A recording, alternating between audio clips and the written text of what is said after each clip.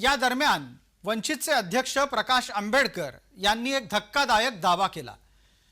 प्रकाश आंबेडकर यांचं म्हणणं असं आहे की सोमनाथच्या शरीरावर अनेक जखमा आहेत आणि हेच त्याच्या मृत्यूचं प्राथमिक कारण आहे।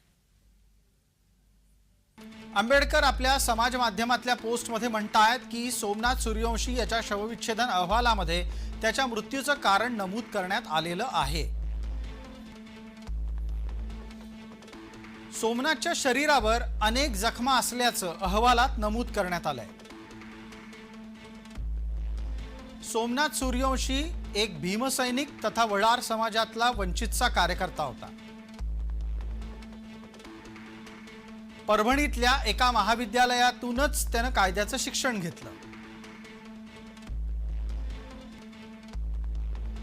त्यांच्या लढाईसाठी म्हणजे अर्थातच हक्कांसाठी वंचित लढाई लढणार आहे असं प्रकाश आंबेडकरांनी नमूद केलंय। या दरम्यान प्रकाश आंबेडकरांनी झाल्या प्रकाराच्या नंतर शांततेचं आवाहन केलेलं आहे। आजच्या दिवशी आपण सगळ्यांनी शांततेने जायचं आहे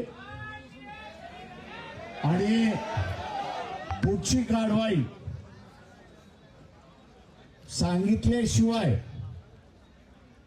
कुणीही करू नये अशी असणारी विनंती आहे। याची आता शांतता ही आपण ठेवली पाहिजे आणि ती आपण ठेवाल ही अपेक्षा मी आपल्या सगळ्यांकडून या ठिकाणी बाळगतो।